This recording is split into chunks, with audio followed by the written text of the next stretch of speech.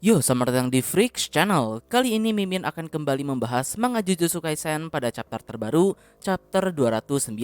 Oke, langsung saja. Pertama, seperti biasa, pada chapter sebelumnya kita ditunjukkan teknik pamungkas super gila milik Yuki Tsukumo, yaitu sebuah black hole. Teknik tersebut benar-benar luar biasa. Kalau bukan karena barrier Master Tengen dan Tekad Yuki sendiri yang menekan dampak dari serangan itu, dunia Jujutsu Kaisen bisa dipastikan sudah hancur.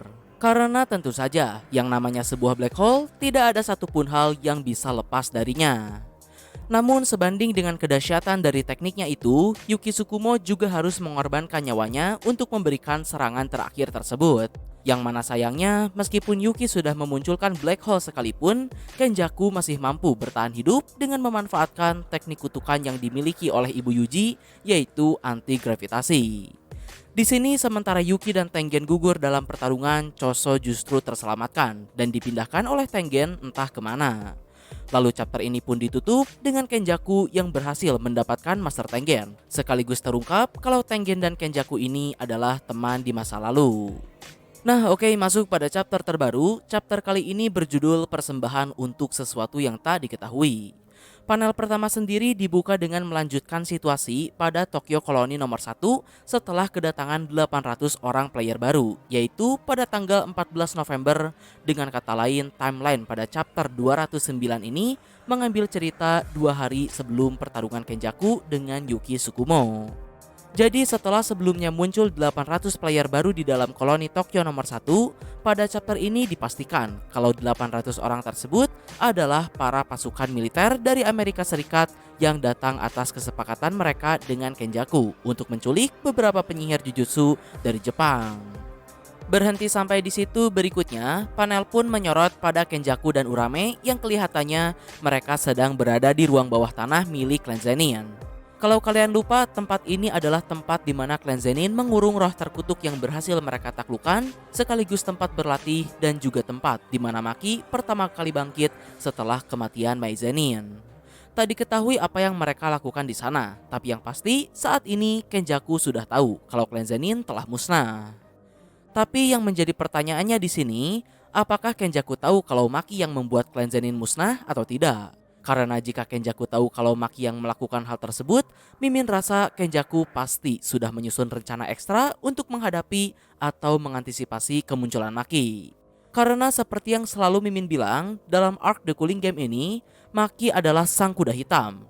Dengan tanpa energi kutukan, Maki tak bisa dideteksi. Ditambah dengan kecepatan dan kekuatannya yang juga luar biasa, tentu saja tak diragukan lagi. Maki adalah orang paling berbahaya bagi shaman manapun yang menjadi targetnya dalam arc kali ini. Lalu terlepas dari itu, Kenjaku juga memberitahu Urame kalau teleportasi acak yang terjadi setiap kali para player memasuki barrier itu tidak disebutkan dalam peraturan The Cooling Game. Jadi menurut Kenjaku, hal ini bisa dibilang sebagai peraturan rahasia dalam The Cooling Game. Dan berhubung peraturan ini rahasia, atau bahkan Urame menyebutnya sebagai bug, teleportasi acak ini sebenarnya bisa dihindari dengan cara jika para player merespon setiap pertanyaan yang diberikan oleh Kogane sebelum memasuki barrier, maka teleportasi acak tersebut tak akan terjadi. Tidak diketahui apakah sistem teleportasi acak ini memang sengaja ditambahkan oleh Kenjaku atau itu memang sebuah bug seperti perkataan Urame. Namun terkait dengan itu, setelah Mimin baca kembali pada saat Megumi dan Yuji pertama kali masuk ke dalam koloni Tokyo, sebenarnya di sana Megumi dan Yuji selalu merespon pertanyaan dari Kogane. Tapi nyatanya mereka tetap diteleport ke tempat yang berbeda. Kenapa begitu? Terkait dengan hal tersebut, memang ada satu adegan di mana Megumi menolak tawaran Kogane untuk penjelasan tentang aturan The Cooling Game. Jadi ada kemungkinan maksud kata merespon di sini agar tidak diteleportasi acak ketika memasuki barrier, si calon player harus terus menjawab pertanyaan Kogane dengan jawaban yang bersifat penerimaan. Karena jika disebut merespon, Megumi pun juga sebenarnya merespon Kogane. Hanya saja respon Megumi berupa penolakan. Lalu berikutnya, yang lebih menarik, Urame pun berkata pada Kenjaku, kalau di sini bahkan pemandian yang dapat membuat Sukuna puas pun bisa dibuat. Apa maksud dari perkataan tersebut? Oke, terkait dengan dialog ini akan Mimin bahas sedetail mungkin. Pertama, kata pemandian yang diucapkan oleh Urame di sini juga bisa diartikan sebagai pembersihan diri. Dan terkait dengan pembersihan diri, seperti yang kalian tahu, kalau pada chapter 199, Sukuna disebut sebagai The Fallen. Di sisi lain, ada juga suatu entitas dengan julukan The Angel yang hidup di dalam tubuh Kurusuhana. Dengan adanya dua istilah itu, The Fallen dan The Angel, bisa kita bilang kalau GG Akutami menerapkan konsep dari mitologi Kristen pada dua tokoh tersebut. Nah, lalu hubungannya apa dengan panel ini? Kata pembersihan diri yang disebutkan oleh Urame tadi, jika kita masukkan ke dalam konsep Kristen, juga bisa dibilang sebagai pembaptisan. Dan pembaptisan sendiri sering dikaitkan dengan konteks resurrection atau kelahiran kembali. Lalu poin kedua, Urame juga mengatakan kalau pemandian tersebut akan dibuat di sini. Pada dialog tersebut tak diketahui apakah kata di sini yang dimaksud Urame ini secara harfiah benar-benar di tempat mereka berada, yaitu tepat di ruang bawah tanah Clan Zenin, atau di sekitar kecamatan area Clan Zenin berada. Karena jika kita asumsikan kalau tempat pemandian tersebut benar-benar akan dilakukan di ruang bawah tanah Clan Zenin, maka pertanyaannya, kenapa harus di ruang bawah tanah Clan Zenin? Dan kenapa pula Urame mengatakan kalau pemandian yang akan dibuat di sana bisa membuat Sukuna puas? Ada apakah di dalam ruangan tersebut? Sayangnya, untuk saat ini jujur saja Mimin tidak punya petunjuk sedikit pun mengenai hal itu. Nah, jadi intinya terkait dengan dua poin yang Mimin bahas tadi, kesimpulan yang bisa Mimin tarik adalah Sukuna sebagai The Fallen akan dibaptis atau terlahir kembali di tempat yang sudah disiapkan oleh Urame, yaitu ruang bawah tanah Clan Zenin. Tidak hanya itu, jika harus cocokologi dengan mitologi Kristen, Sukuna ini bisa dibilang merupakan Lucifer, sang malaikat jatuh. Saat ini Sukuna sedang terpenjara di dalam neraka, yaitu tubuh Yuji. Dengan hal tersebut, Sukuna sebagai malaikat jatuh sudah merencanakan pelariannya dari neraka, yaitu dengan pemandian yang akan disiapkan oleh Urame. Nah, sekarang pertanyaannya, jika Sukuna memang akan bangkit kembali dengan metode pemandian ini, bagaimana cara Sukuna akan bangkit? Mimin punya opini liar. Mungkin pada ritual pemandian inilah Sukuna akan memanfaatkan kemampuan Megumi demi membangkitkan dirinya kembali. Mungkin saja teknik 10 bayangan milik Megumi bisa menjadi wadah untuk Sukuna, atau ada kemungkinan lainnya. Tapi yang pasti, menurut Mimin, Megumi ini sangat penting bagi Sukuna. Karena seperti yang kalian tahu, pada arc Shibuya dahulu, Sukuna bahkan hingga susah payah melawan Mahoraga demi membuat Megumi tetap hidup. Nah, oke, berikutnya lanjut cerita. Panel pun kini berpindah menyorot pada Tokyo Koloni nomor 1. Di sini kita ditunjukkan kalau para tentara Amerika sudah memulai invasi mereka. Kita diperlihatkan kalau para tentara Amerika ini sukses menjatuhkan Remy dengan mudah. Di sisi lain, Remy pun juga langsung menyadari kalau apa yang menyerang dirinya bukanlah penyihir Jujutsu. Selanjutnya, point of view pun berpindah menyorot pada base camp milik tentara Amerika. Di sana kita diperlihatkan regu yang dikirim untuk menculik para penyihir Jujutsu sudah mulai kembali satu persatu, dimulai dari regu nomor 2 yang tadi mengalahkan Remy. Di sana si pemimpin regu 2 komplain kalau sang jenderal terlalu khawatir dengan sesuatu yang disebut para penyihir Jujutsu ini, karena nyatanya menurut dirinya orang-orang tersebut hanyalah para pengecut yang terus merengek. Hingga akhirnya datanglah regu ketiga yang dalam kondisi sebaliknya dengan regu kedua. Mendengar ucapan dari regu kedua tadi, si pemimpin regu ketiga pun langsung menyanggah hal tersebut dan berkata kalau apa yang mereka lawan tidak seperti yang regu kedua katakan.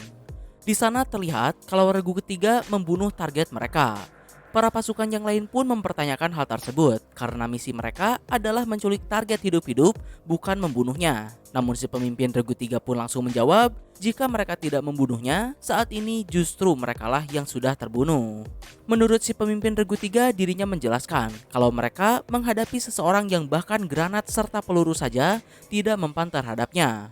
Bahkan seseorang yang mereka hadapi ini bisa merubah rambutnya menjadi baling-baling. Yang kita semua tahu kalau orang yang dimaksud oleh si pemimpin regu 3 ini adalah Haba, orang kedua yang Yuji kalahkan ketika dirinya pertama kali masuk ke dalam koloni. Jadi menurut si regu 3 ada beberapa tipe dari penyihir Jujutsu ini. Ada penyihir lemah yang dilawan oleh regu kedua, ada seorang monster yang dilawan oleh regu ketiga. Dan tidak hanya itu, ia pun juga yakin kalau pasti masih ada yang lebih gila daripada apa yang mereka lawan. Sedikit komentar dari Mimin, di sini si pemimpin regu ketiga bilang kalau Haba yang mereka lawan adalah seorang monster. Padahal tentu saja kita semua tahu kalau Haba tidak lebih dari seorang kroco.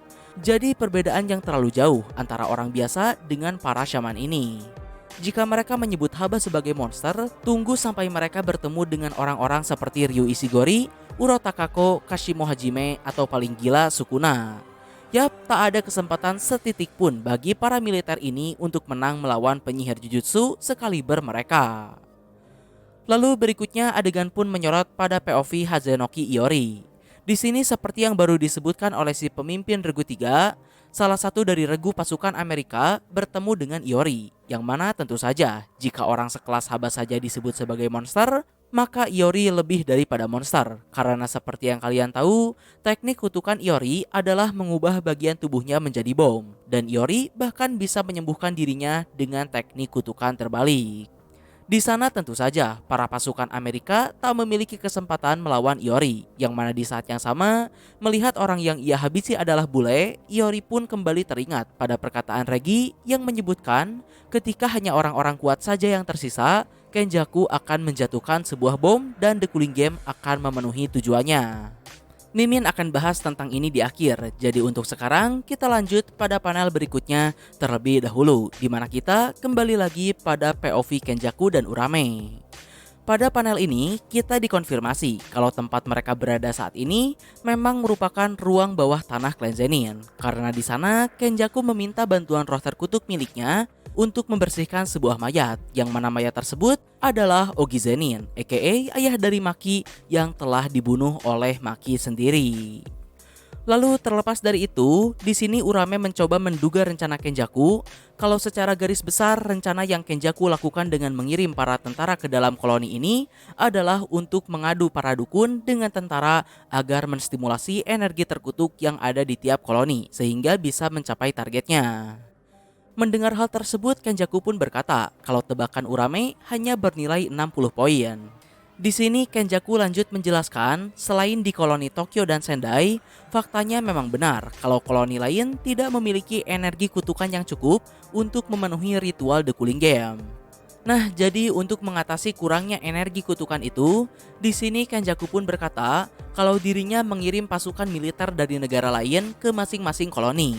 Yang artinya kemungkinan besar tidak hanya Amerika, pasukan dari negara lain pun juga dikirim oleh Kenjaku ke koloni yang ada. Contohnya saja Cina. Karena seperti yang kita tahu, selain Amerika, negara yang ikut membuat kesepakatan dengan Kenjaku adalah negara Cina. Nah, tapi terlepas dari kesepakatan Kenjaku pada negara adidaya tersebut atas nama sumber daya yang baru, Kenjaku sendiri hanya berniat menjadikan para militer yang dikirim ke tiap koloni ini sebagai tumbal proyek saja untuk jaminan setiap koloni bisa mencapai target energi kutukan yang dibutuhkan. Lalu berikutnya Kenjaku juga membahas hal yang cukup menarik, kalau dirinya tidak mengharapkan pertarungan sengit antara militer versus dukun Jepang. Kenjaku hanya beranggapan kalau para player yang sedari awal merupakan penyihir Jujutsu tidak akan kesulitan melawan para tentara ini. Tapi orang yang baru membangkitkan kemampuan mereka seperti Remy atau Charles itu lain cerita.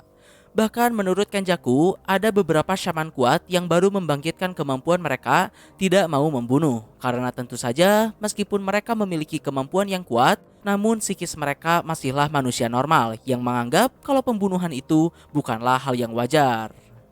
Di sisi lain pihak militer pun juga sama.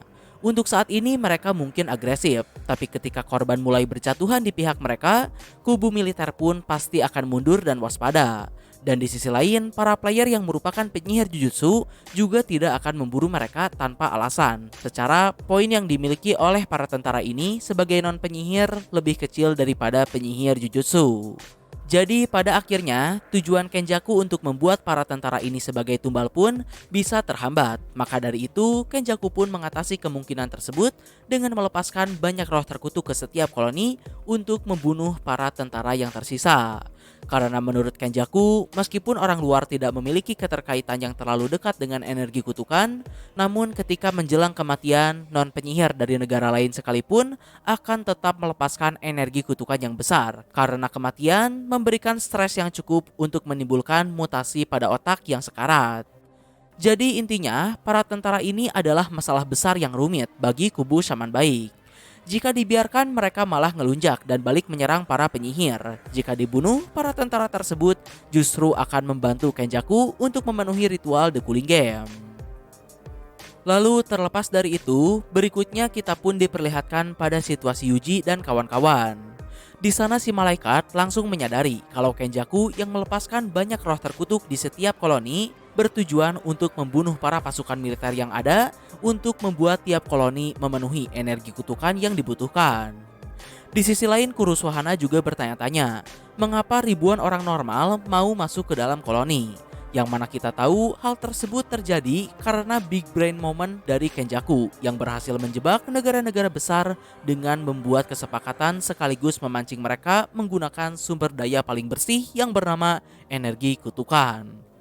Berikutnya di sini Megumi pun menduga kalau mungkin para tentara tersebut berniat melindungi para warga yang terjebak di dalam koloni. Akan tetapi di saat yang sama, fakta yang ada tidak mendukung dugaan Megumi tersebut karena para tentara itu jelas-jelas melempari mereka dengan sebuah granat. Dan yap, chapter ini pun ditutup dengan Megumi yang bersiap menyerang balik dan menanyai alasan kenapa mereka masuk ke dalam koloni. Oke, di akhir pembahasan dari Mimin, seperti yang kalian dengar dari ocehan Mimin tadi, cukup banyak informasi dan hal mengejutkan yang terjadi pada chapter ini. Tapi sayangnya, apapun yang dilakukan oleh Yuji dan kawan-kawan untuk mencegah kemungkinan terburuk terkait dengan situasi saat ini, jawabannya adalah kegagalan.